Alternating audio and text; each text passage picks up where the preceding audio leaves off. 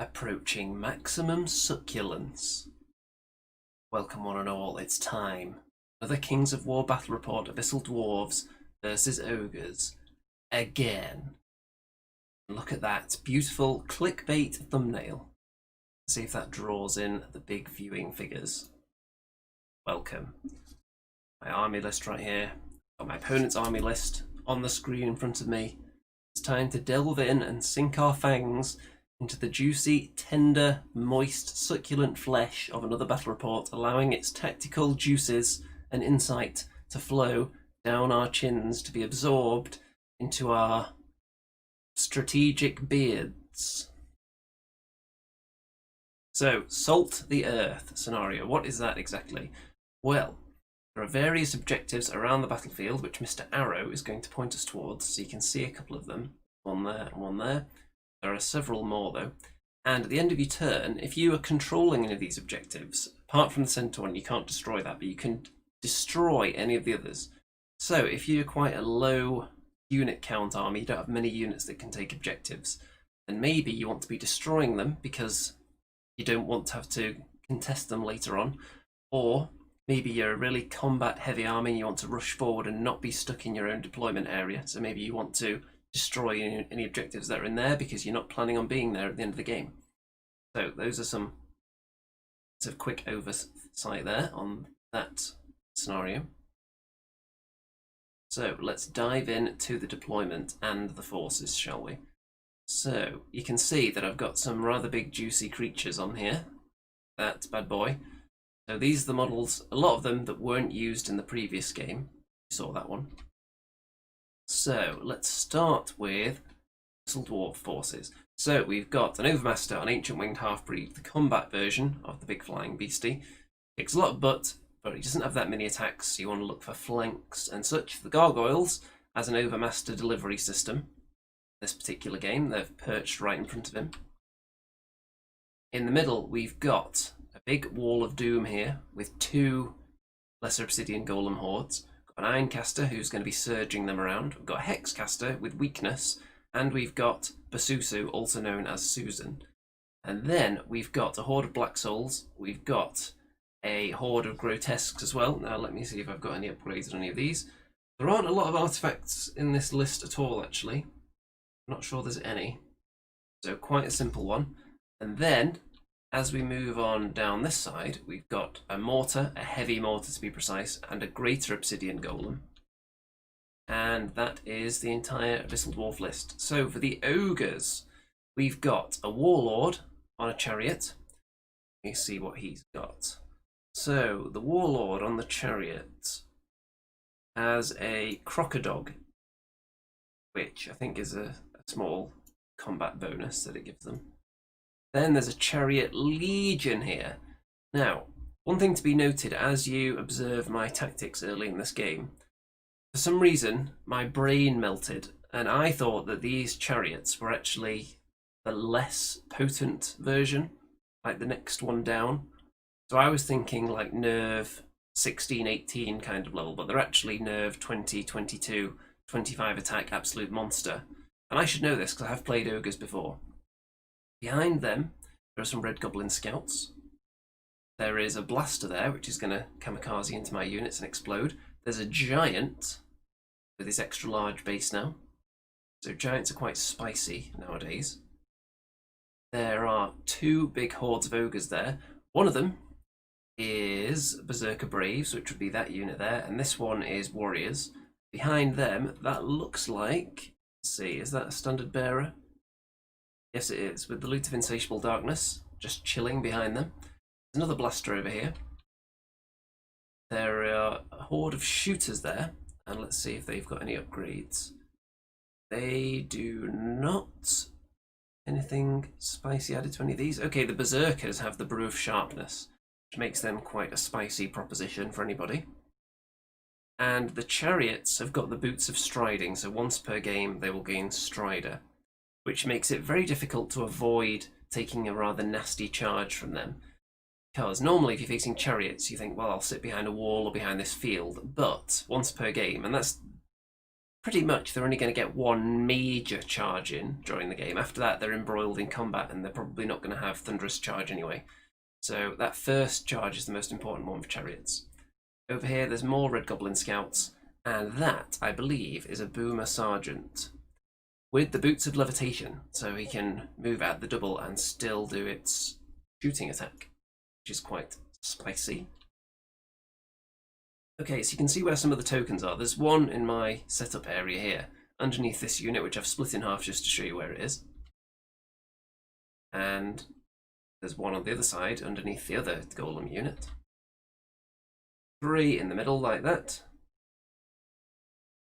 And there's 2 over on this side, which is my right flank. So there's one there, and there's one next to the shooters.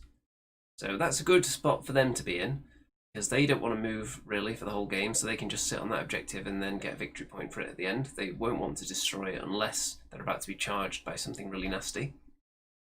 Turn 1. So I get the choice and I elect to go first because there was nothing over there that could see the Overmaster if it pushed up as far as possible and just stared down the opposing flank. So I've got the Gargoyles preventing the Boomer Sergeant and the Scouts from charging into the big flying beastie. Because even if they just do a wound and ground it, it's still annoying because I want to be able to fly. It just gives me more options. So, and worst case scenario, they could end up double charging it in the flank, get lots of attacks, and maybe even get really lucky and waver it, which just takes it out of the game entirely. So just keep it protected. Nothing can charge it now. It can get shot by the Boomer Sergeant, but that's not going to do anything. To get very lucky.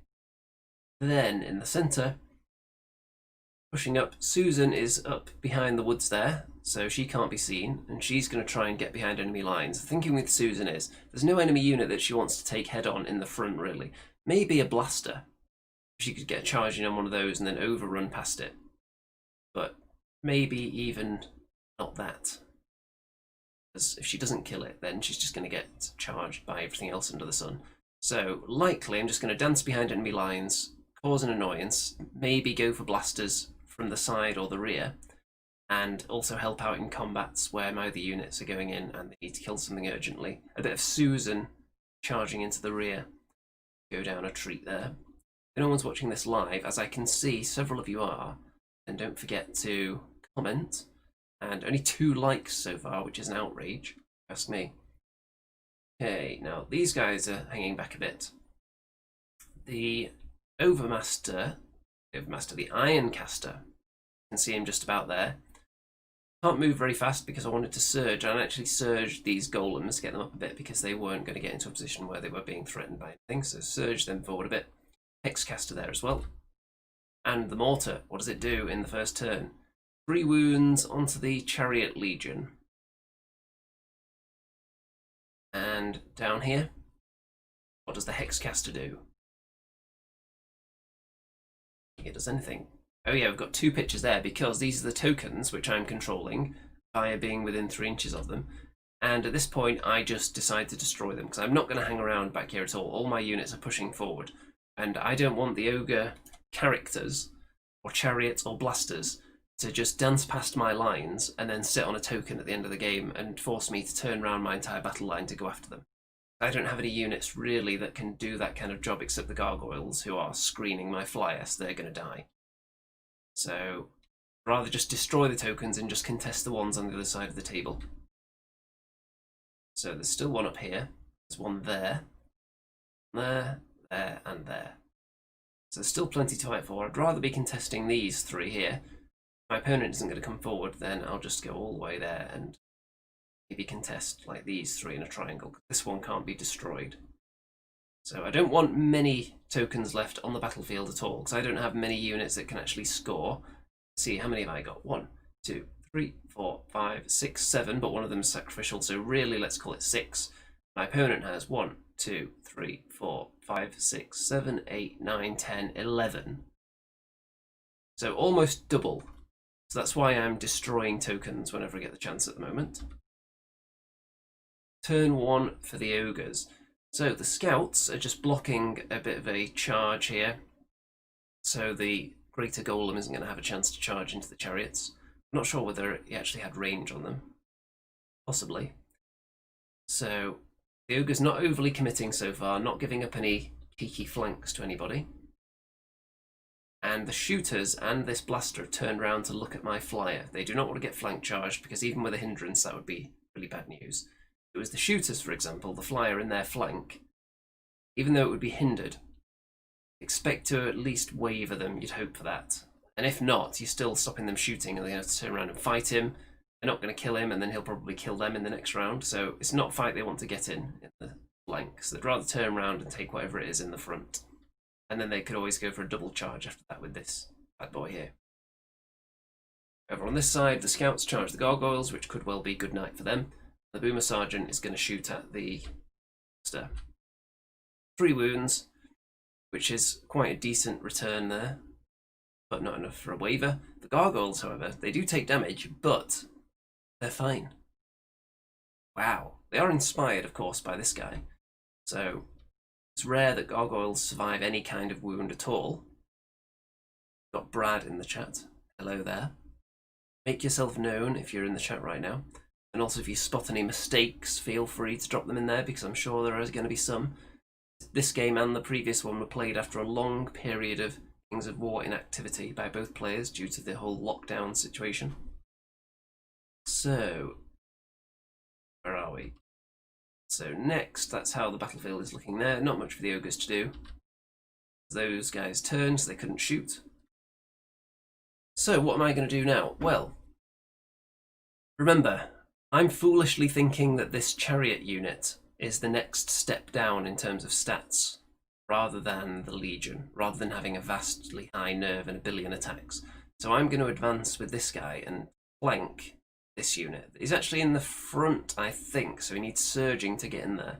But it's not difficult, because you can just turn, move up to about here, and be surged 1 or 2 inches into the flank by this guy. I think my Ironcaster actually has, let's see, I don't know if I mentioned it, he has the Conjurer's Staff, so I can re-roll one of the surge dice as well. I'm going to get him in the flank there, kill them, back away, control this objective, salt the earth and destroy that objective, and then take whatever charge is coming my way, presumably the chariots and the chariot warlord in the front. And knowing now what these guys' stats actually are, I'm not sure whether it's the best move, but all my units are slower than theirs, so I don't think there's a way I can really avoid that too much. And I can't even hinder them because they've got the boots of striding. Definitely not going to be able to get the first hit on them with any of these units. So only Susan, really, who can't actually see them at the moment. Or actually, she might be able to see them. Are the chariots taller than the hill? They might be, but I think she might be out of range on them anyway. That is always an option. If you charge into chariots first with something and take away their thunderous. So I don't know whether that was an option. I can't remember. But what I'm actually going to do is charge in here with the surge. Okay, Chris is in the chat, my opponent from the game, and confirms that she was out of range, yes. So, if Susan had been in range, and knowing that these chariots are the ultimate death machines, a decent option would be charging them in the flank, doing a couple of wounds, taking away their thunderous charge, and messing them up a bit. And if they want to countercharge Susan, then they're facing the wrong way, potentially. They might not kill her without their thunderous charge, you never know. So, that would be a risky move. And if they just charge away and ignore Susan, then they're doing so without their thunderous charge, which is like half of their hitting power. So, out of range, otherwise that would have been a nice option there. Turn 2. So the gargoyles triumphantly annihilate the goblin scouts, which is a nice little bonus. Big flyer moves out of the arc of the shooters and the blaster, so it can't be attacked by anything. And just poised to strike. If the enemy want to charge straight into my lines at all, then they can eat a flank from this guy if they don't kill their targets. They're going to have to multi-charge to avoid that. And in the middle, I've pushed up with everything. Now, what I could have done here is only pushed forward with this unit, perhaps. That could have been an option. See, Brad says, can shambling units only charge if they're surged? No. You can charge normally, but the normal charge would have been in the front of the scouts. So to get in the flank, I had to move first and then surge into the flank. I could have charged them straight away, but it would have been in the front, which would have been bad news because I would have been flanked by everything under the sun, regardless of how I reacted after combat. So after I kill that unit, and then bounce off, destroy the objective, I'm then out of range of things like the blaster and the giant. So, option here, I could have left these guys back a little bit, but I decided to push everything forwards, and I actually forget to move the grotesques here. You can see they haven't moved an inch. That was just me forgetting to do that. I'm not sure whether it affects the game much, because they do get to do something next turn, as you'll see. But, just a note, don't forget to move your units. So, Greater Obsidian Golem, 15 wounds, double 1. Wow, wow, wow. So that means he's stuck there and is now able to be flanked by the Warlord on the Chariot. Which, in my mind, was saying, okay, that's making a huge difference now. That's probably going to be the difference between kill and not kill. However, now that I know the stats of the Legion, maybe it wouldn't have made too much of a difference anyway, but it still would have allowed me to salt the earth and destroy this objective after killing them, which was the main objective here. And it would have drawn at least these 2 units away from where all the objectives are, onto this area that's populated by no objectives at all, because I've destroyed it. So in terms of that, a bit of the objective there, it was quite a big failure, that. In terms of survival, maybe not a huge difference, but scenario play, possibly a big difference. And that's how that side looks. There's the middle. Gargoyles have turned in, so if they manage to survive somehow against the Boomer Sergeant, because they're already on 2 wounds, they probably won't, but if they do, they can maybe contribute more to the game. So that token is underneath him, just to show you where it is. This one here, I choose to salt the earth and destroy that, as the game plan was. I'm just going to move up, salt all the earth I can, minimise the number of objectives so my opponent can't use the numerical supremacy against me. And we're going on to turn 2 for the Ogres. So, this guy was in the flank because of the lack of killing of that unit there, which is going to be really annoying now. Chariot Legion in the front, which means that the blaster can now commit to these golems along with the giant, who can't really be perched there because he's too big and juicy and heavy, so he's just falling on them. So just put the base there. And these guys are also in as well. And they could actually fit. It might not look like it from there, but it's because they're on a slope, so you can actually see under them a bit. But they can all physically make it in there. And then this unit went into the flank afterwards. So we did actually check to make sure they could physically fit in there, and there was just enough space for them to pivot through that gap, because they are nimble. So they were able to get in there. They're not going to have many attacks to help out with, because I think they're devastated now. Which I'm not sure if that's actually come up in too many of my games so far in this edition, but it certainly has now. And over here, not much. These guys have just turned, so they're not getting flanked by the flyer. Or anything else for that matter. Blaster and the shooters have turned in, ignoring the gargoyles, probably wisely, because I would expect them to get boomed off now. And that's how that side is looking prior to combat. So the gargoyles do get boomed off, you can see 5 wounds. The golem horde get killed. So 14 wounds there. So I think the giant rolled possibly a 6 for his number of attacks, which is the maximum you can get. I think that is correct. So with that dice roll, it's not too much of a surprise that they got killed here. There isn't a huge amount of space for these units to play with. They're a little bit congested. So the giant ends up moving forwards, which actually leaves him in a position where the grotesques can flank him now. And over here, the Greater Obsidian Golem dies as well. So look at all those billions of wounds piled up there. So more than enough wounds were dished out. And the fact that the Golem wasn't able to destroy this objective is looking quite bad now, because that Chariot Warlord is a decent unit to be getting around these objectives later on in the game, and there are also some regular Ogre heroes who can do a similar job too. So, not looking too good. And this unit being alive could be important as well in an objective-based scenario. Also, they're staring at the mortar, so it's not good either. So it's not looking too great at the moment, but still got some options here. We've got Big Flyer, who can do some killing. Turn 3. So, what am I going to do? The Flyer and the Golems. Let's see, I'll show you who they killed. It was this unit here. So it was a double charge. No flanks were available. So I went for the double charge there, noticing that it would have taken me safely out of the arc of the blaster. So double charge, dead. Susan charged into the blaster. You can just see Susan there, because the way I was positioning these guys, I would have to kill the blaster in order to keep them safe.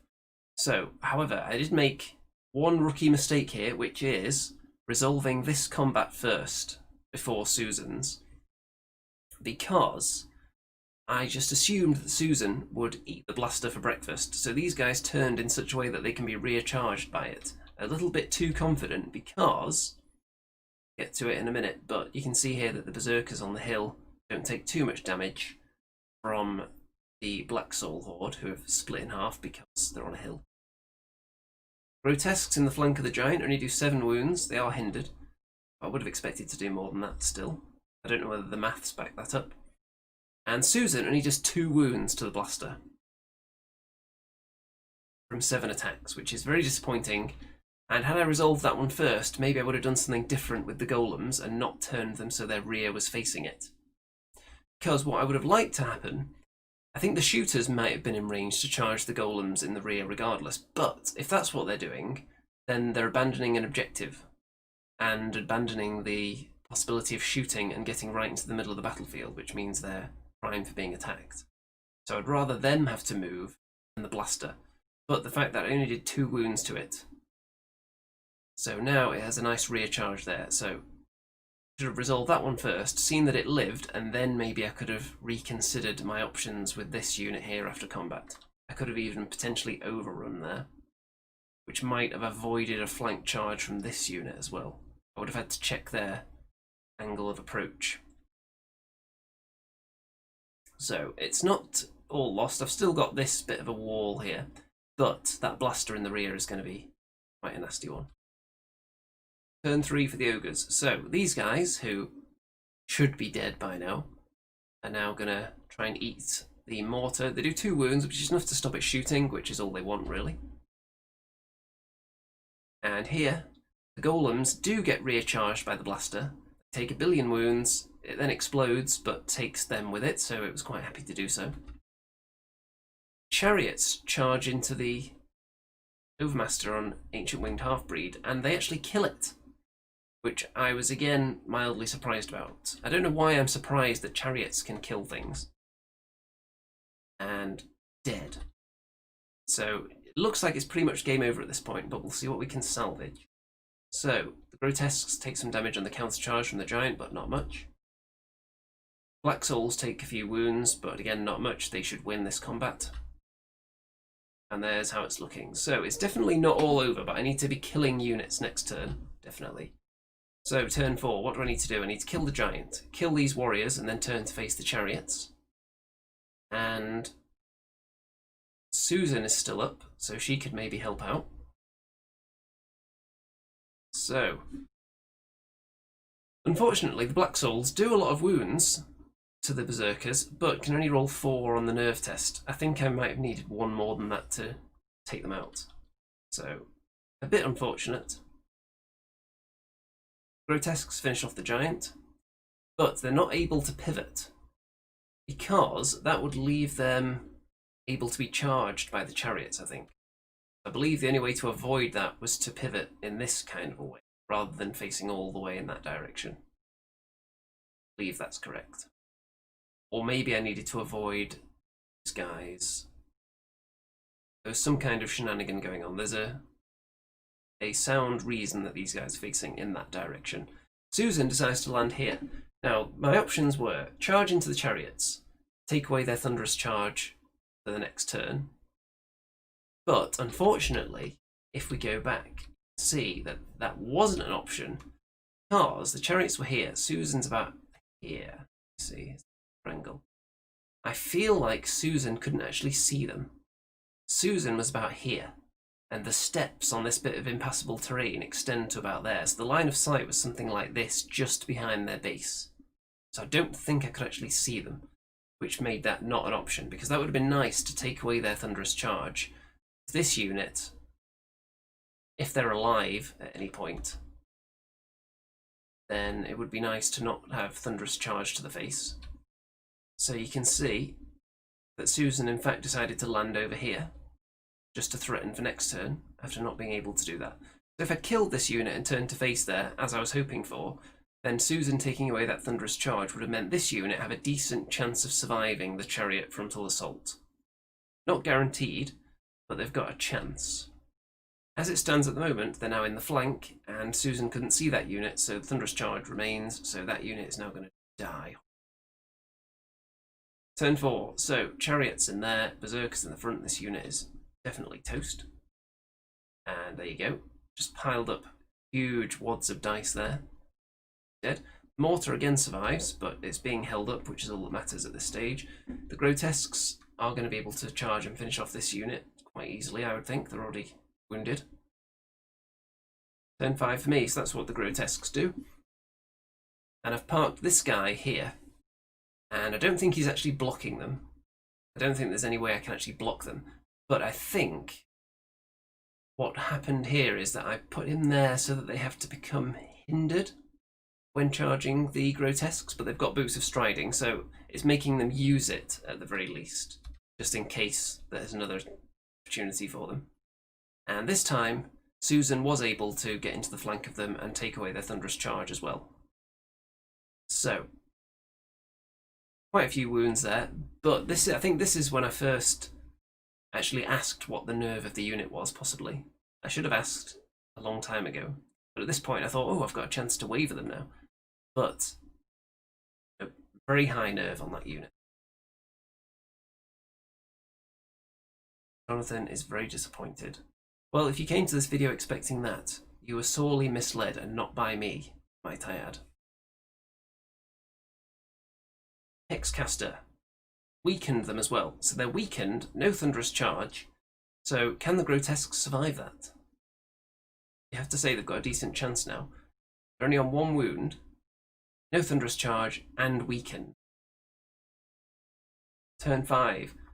So, Chariots into the Grotesques. And Guinea Pigs.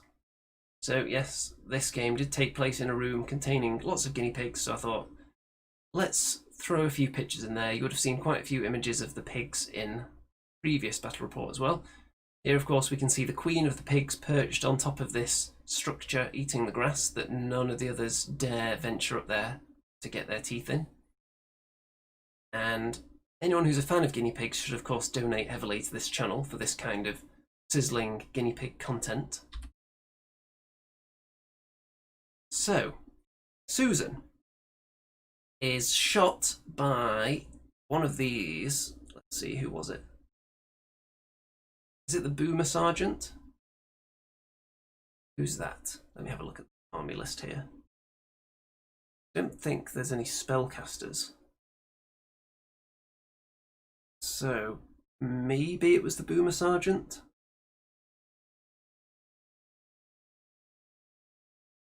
Could well have been, or it could have been... Let's see, was there anything else around there? Let's go. Susan is there. Oh, yeah, that is the Boomer Sergeant there, I think, so it would have been him. Okay, so Boomer Sergeant does 1 wound to Susan, double 6 to waver, and that's what it is.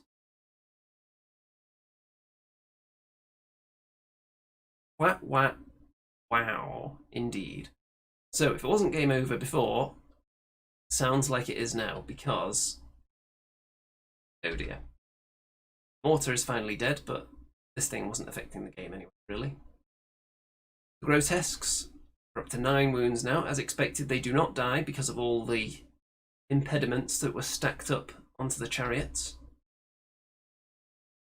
So it's looking okay still. I could definitely kill that unit on the countercharge here. They're down. They've got 8 wounds on them.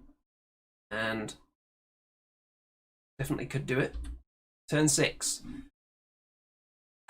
So it would have been nice to kill that unit, and it would have meant that it wasn't quite game over yet. However, the fact that they've only been wavered, it's still not completely game over, but it's not a good time. The fact that they're still alive and there's an objective in the middle that I need to be holding. And I think the Grotesques are my only scoring unit remaining. Susan just dances around. So this is actually deeply strategic here. there is the Boomer Sergeant here. I've positioned Basusan and the Ironcaster so that this guy cannot move around them to get to an objective. So let me see. Okay, you can see the objective there. That's the one I'm protecting. So Susan and the Ironcaster, they're positioned close enough together so he can't go between them because he would have passed within an inch of them. He has to go round them. The only way to do that would be to pivot this way, like that, which is one pivot, move, 2 pivot, move, 3 pivot, move, which isn't really going to happen. So I've protected that objective for another turn. So if the game ends on turn 6, he's not holding an objective. So deeply strategic thinking there. Turn 6 for the Ogres. So the shooters, what do? They kill off the Ironcaster. Only 2 wounds on him, but another double 6 for a nerve check, so he's dead. Grotesques are killed by the Boomer Sergeant, I believe. I don't think the Chariots... Let me check the old Chariot stats. I don't think they have... No, they can't ignore the waiver, so it was the Boomer Sergeant that did it. And how many attacks does that Boomer Sergeant have? Let's have a check here. That was some decent damage there. 8 attacks he's got. So, yeah, look how many wounds he did there. Substantial amount, and kills the Grotesques. So it is definitely game over now. So I can kill virtually everything. So he did a very good job. And so the turn 7 roll is a 5, so there is going to be a turn 7. If it just ended there, that would have been it. So we could have been potentially heading for a draw in this game if the Grotesques had managed to kill the Chariots instead of wavering them. And then it could have ended on turn 6, potentially, if they hadn't been just so heavily boomed. It would have been within the realms of possibility. Shooters may have been able to target them if the Chariots weren't there as well, though, so you've got to factor that in. So it's wasn't looking good regardless. But turn 7, Susan decides, well, we need to kill virtually every unit on the table to get anything out of the game now, so let's go for it and hope for some good luck. Susan charges in there but can't kill the shooters. Hexcaster tries to do a bit of weakening. I think fails to do anything pretty much. Turn 7 for the Ogres. Hexcaster takes some wounds. Susan doesn't take any wounds. So the Chariots are on the hill on that objective. The shooters are on that one. And Boomer Sergeant makes it to one of the objectives as well. Because, of course, he had time. So that is going to be how it ends. And that will be back to the first image. So it's another victory for the Ogres. And wow. What were the mistakes there? Well, Great Obsidian Golem. Not factoring in that the Chariot Legion had such incredible stats was probably a mistake. And taking a bit of a risk. It's all very well saying it's a risk when you perform the old famous double 1. But the chances of it are so low that your brain doesn't always consider it a risk, because if you go through the whole game not going for charges because you might double 1, then you'd probably only be attacking 50% of the times you should be, I would say. But maybe the results of that double 1 were catastrophic enough to not warrant going after such a feeble unit. I think my list maybe could use some tweaking. I think just the 1 unit of gargoyles isn't enough. It's my only real screening unit, really. Because the Ogres have so many hard-hitting units that if they get multi-charges in on my big tough units, then that is when they can take them out. So with screening units, you can prevent that. I don't have any slave orcs. I've only got... what else would be considered a potential screen? Black souls are probably inexpensive enough to be considered for that role. But they're so slow, putting them on the front lines. The enemy doesn't even have to commit all their units against the Black Souls either to kill them. They could still hold things in reserve. Susan got a bit unlucky with the blaster, which would have been nice. But overall, I think these last 2 games, I think my lists need some work overall. Because I've kind of spread out the units between them that I like. I think the triple mortar, as much as it might pain me and the community to hear it and say it, think the triple mortar might be essential because they are just insanely good and not at all overpriced. So I think mortars are the way to go. Let's see. Bit of dice related banter going on in the chat there, as you'd expect with a couple of those cheeky double sixes. And apart from the nerve rolls that I actually showed the results of, all the others weren't too crazy. I showed you that double 1, I showed you the double 2, which was quite an important one as well. And I showed you the 2 double 6s, which were obviously quite annoying. And other thoughts. Susan against Ogres. Is it that great of a choice against them? Because none of the units are that threatened by her, I would say. She wants things that she can annoy and possibly kill in one hit, ideally. So you want, not even necessarily war machines, but war machines would be nice. If I was facing against mortars, enemy mortars, that are the same price as these ones with Susan, that would be a nice thing to charge and then turn around and then look back at the centre of the battlefield again. So I would like to get into positions with Susan where I can charge her into the flank and something else into the front.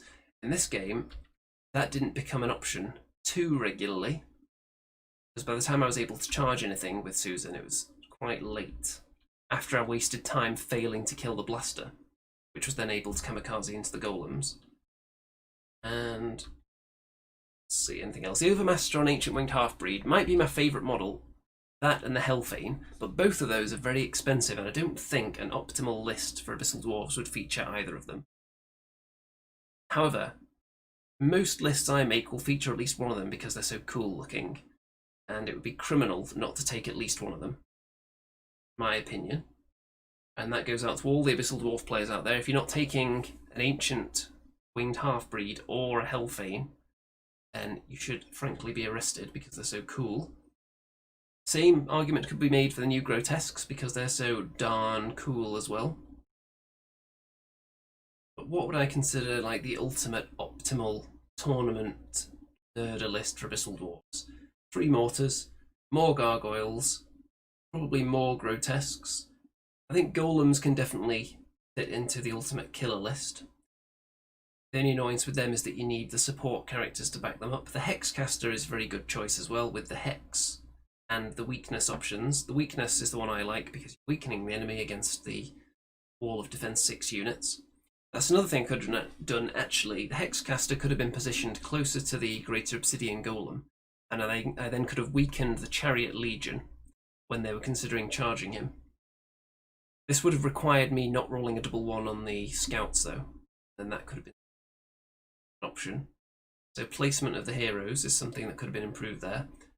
Not enough screening units, like I said. I could do with more gargoyles in this army.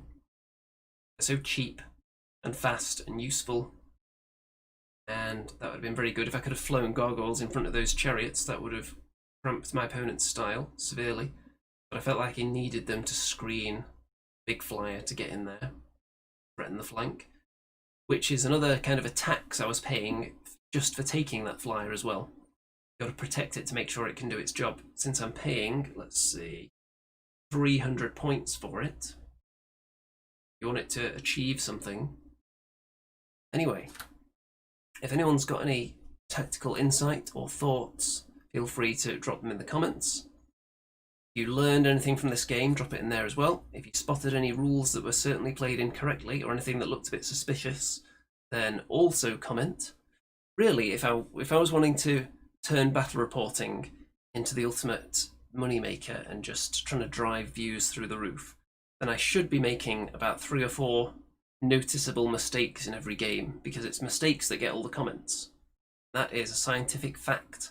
YouTube videos, it's not always mistakes necessarily, it's things that you leave out.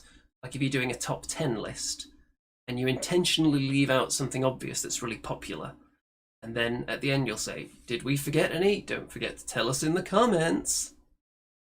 And then that will generate hundreds of comments there. And yeah, so you have to make videos bad on purpose to get maximum views. It's just the way it works. Okay, any other thoughts before I wrap this one up?